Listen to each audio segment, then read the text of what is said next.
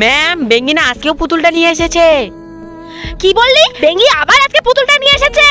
দাঁড়া, ওকে দেখাচ্ছি মজা। হাত পাত।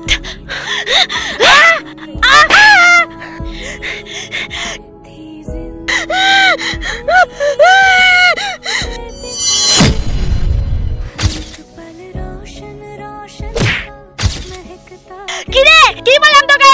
এক কথা বারবার বলতে ভালো লাগে? আরে এই তো এখনো কথা কানে যায় না। দাঁড়া, তোকে দেখাচ্ছি মজা।